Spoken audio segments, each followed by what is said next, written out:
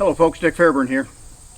One of the last tweaks you need to do to a rifle before you go out west, where you might have the chance of some long-range shooting, is to make sure that your reticle is level. Perhaps a better word is plumb. Straight up and down with gravity.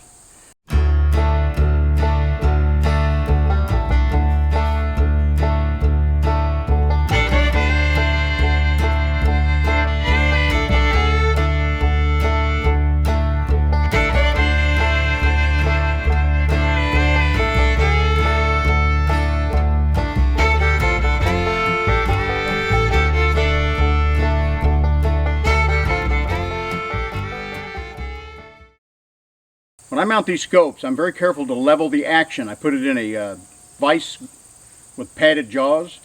I get it dead level, left and right. Up and down doesn't really matter so much. Then I mount my rings. I will put a small level on top of the cap, and I will level the scope as well. So I'm already level off of the receiver here. I'm going to be level off the cap. I have found with quality scopes, and these are loophole scopes, that's pretty much going to get you level or plumb with the world. But for final check, I've hung a Plumb Bob down at a 100-yard line on the target. I just use a piece of 550 paracord with a weight on the end of it to make a Plumb Bob. We know that's hanging directly perpendicular with gravity. So then we're going to look through here on our highest magnification. We're going to match the reticle to that plumb line down there. I didn't bring it with me today because I've already done this rifle. Put that small level on there and see if it's different from plumb. So you get it plumb, you lock it down in your bags, nice and solid. Then you look up and you see if it's showing level with the level on the scope cap. If it's not, then very lightly open up your screws on your mount rings. Tweak it just a little so that bubble level here coincides with Plumb Bob line down there. And I'll show you a close-up of the plumb line. Very simple. So once you've done that, you've established your zero at 100 yards, 200 yards, whatever you're going to use for your system, and you have made sure that your reticle is plumb. At that point, you can mount a level that's going to go on your rings. Right-hand shooters, I mean, you can put it left or right, wherever you want to put it.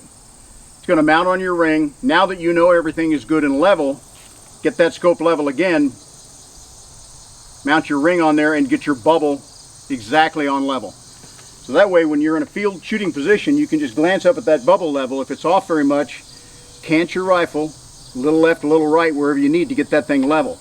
If you don't, at long range, when you make your adjustments, it's not going to be just up and down. It's going to be left and right and up and down at the same time. So you need to make that thing square with the world as much as you can. Bubble levels are not that expensive. I don't need them because these high-end loophole scopes have an illuminated center section of the reticle, and you can turn on and off a leveling feature. When you do that, when I turn that on, my red section of the reticle is going to be solid red when I am plumb with the world. But if you go more than 1 degree to the right or 1 degree to the left, then the red portion is going to start flashing. That flashing tells you you're not square, you're not plumb with the world. So you move it back until that reticle comes on solid, stays there, and I know I'm good to go. Not all scopes, not very many scopes, have that electronic feature in them. So if they don't, then pick yourself up a scope level. That's going to help you. If you're going to be shooting out past 400 yards, we'll say, every little bit of accuracy you can build into this system, from your zeroing to making sure it's plumb with the world, is going to help you get that first round hit. Just a minute, I'll walk down there, I'll show you that plumb line, and it's pretty simple. That's the final step. Then, if I've had to move that scope, I get everything square with what I want, I torque it down, I fire a couple shots. I'm probably going to use a fat wrench or some other kind of torque wrench to give it one more click then to make sure those things have not moved. Another good idea is to take a really sharp pencil, and I scribe a pencil line on the front ring spacing there.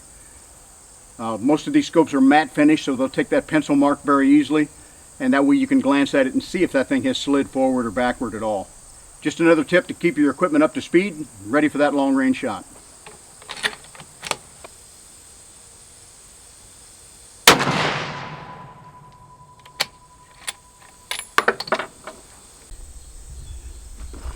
Okay, I've just got a screw into the backer board here. Piece of paracord. I've got a target behind it, so I have a nice contrast line coming down. That's over 1/8 of an inch or so. It should show up pretty well with your crosshairs at maximum magnification at 100 yards. Something heavy at the bottom to make it a Plumb Bob. And extra credit goes to whoever can tell me in the comments section what kind of tool that is. Well, we'll see if you're a country boy or a city boy. Okay, we got them both here now. You ready? Bud got one. Ginger got one.